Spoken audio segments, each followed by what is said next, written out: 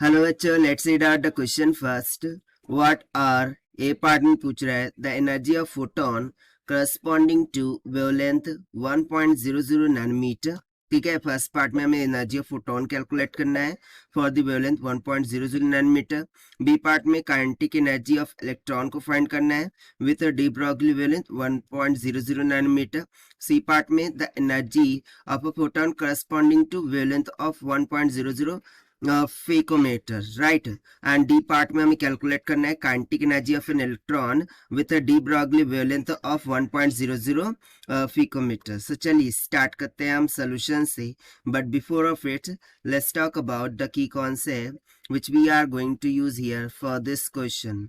सो यहाँ पर मैंने फिकोमीटर पढ़ा, या फिर उसको फॉर्मीमीटर भी हम पढ़ सकते हैं. ठीक है, इसको फॉर्मीमीटर भी बोल सकते हैं. सो फॉर्मीमीटर ही बोलेंगे. सो यहाँ पर बेसिकली देखिए, मैं बहुत सारे कॉन्सेप्ट्स का यूज करने वाला हूँ. सबसे पहला तो एनर्जी ऑफ फोटोन क्या होती है, hc बाय लैम्डा, जहाँ पर h Planck constant, c speed of light in vacuum, lambda wavelength हो जाती है. ये फर्स्ट फॉर्मूला यूज करेंगे. सेकंड पार्ट के लिए हम सेकंड फॉर्मूला लगा देंगे कि जो मोमेंटम होता है this is equals to h upon lambda होता है, जहाँ पर काइनेटिक एनर्जी का यदि मैं मोमेंटम के साथ रिलेशन देखूँ सो वो हो जाता है p square divided by twice of m के. सो यहाँ से हम काइनेटिक एनर्जी का फॉर्मूला डिराइव कर लेंगे. एंड थर्ड जो फॉर्मूला मैं यहाँ पर यूज करने वाला हूँ वो लास्ट पार्ट के लिए, क्योंकि यहाँ पर डी ब्रॉगली वेवलेंथ की बात हुई है जो कि फॉर्मीमीटर में, जो कि बहुत ही लेस है. सो इसके लिए हमें रिलेटिविस्टिक काइनेटिक एनर्जी का फॉर्मूला लगाना होगा, जो कि हो जाता है K is equals to under root में मोमेंटम का square into C square plus क्या हो जाता है एम सी का स्क्वायर, दैट ब्रैकेट का square minus of M C का स्क्वायर. तो बस इन्हीं कॉन्सेप्ट्स का हम यहाँ पर यूज करने वाले हैं. तो चलिए हम स्टार्ट करते हैं सबसे पहले तो ए पार्ट से.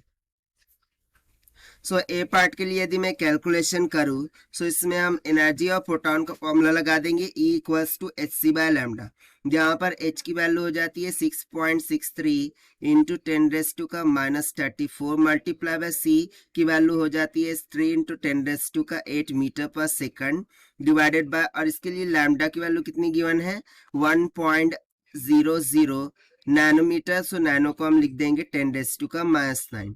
सो जब आप इस सिंप्लीफाई सॉल्व करते हैं सो ये कितना निकल के आ जाएगा 1.98 इंटू 10⁻16 जूल के बराबर. ये हो गया हमारा ए पार्ट का आंसर. ना बी पार्ट में जो इलेक्ट्रॉन होता है उसकी जो एनर्जी होती है वो काइनेटिक एनर्जी के फॉर्म में होती है. ठीक है, सो उसके लिए हमें इन दो फॉर्मूलाज का यूज करना होगा.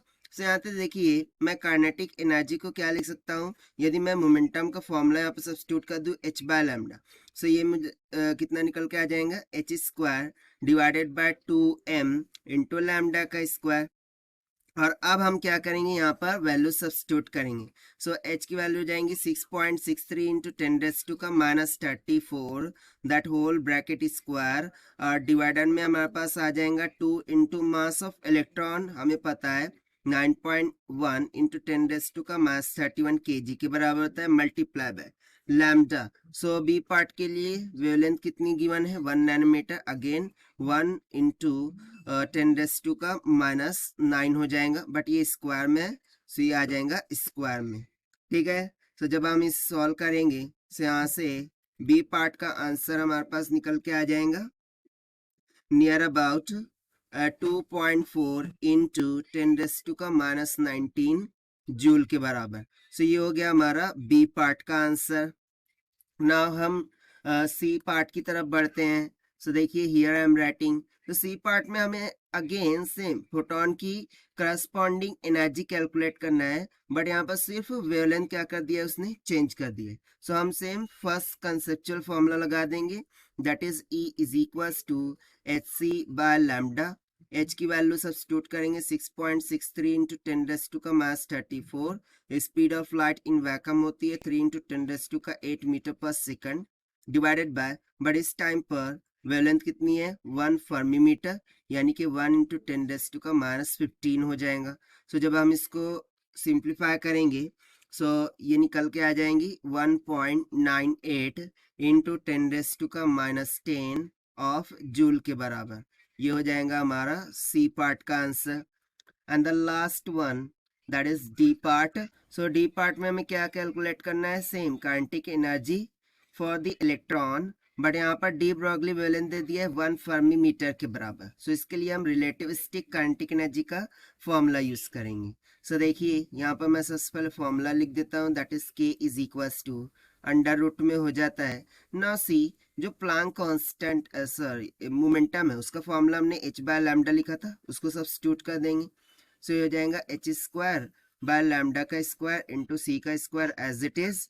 उसके बाद और क्या दिख रहा था हमें, प्लस एम सी का whole square plus M C का whole square that bracket square, और इसके बाहर में हमारे पास एम सी का स्क्वायर दिख रहा था. अब हम सभी के सभी वैल्यूज सब्स्टिट्यूट करते हैं. सो ये इलेक्ट्रॉन के लिए कैलकुलेशन कर रहे हैं, right. So do remember this. So Planck constant की वैल्यू हो जाएंगी 6.63 इंटू 10 का -34 multiply by speed of light in vacuum 3 into 10 का 8 हो जाएगा.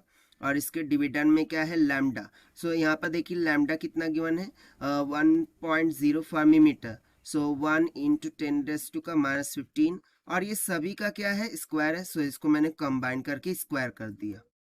प्लस ना यहाँ पर मास ऑफ इलेक्ट्रॉन होगा, दैट इज 9.1 इंटू 10 का -31 multiply by speed of light in vacuum 3 into 10 का 8. ठीक है, और ये 3 इंटू 10 का होल स्क्वायर है, और फिर बाहर में ब्रैकेट का भी होल स्क्वायर है. ठीक है, देन माइनस ऑफ, अब एम सी अगेन क्या रखना होगा, 9.1 इंटू 10 का -31 मल्टीप्लाई बाय 3 इंटू 10 का 8 का होल स्क्वायर, राइट. सो जब आप इसे सिंप्लीफाई एंड सॉल्व करते हैं, सो काइनेटिक एनर्जी यहाँ से निकल के आ जाएंगी 1.986 इंटू 10 का -10 जूल के बराबर. ये हो जाएगा हमारा डी पार्ट के लिए answer.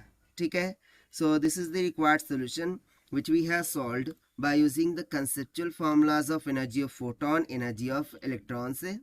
So this is the required solution. I hope you understood well. Best of luck. Thank you.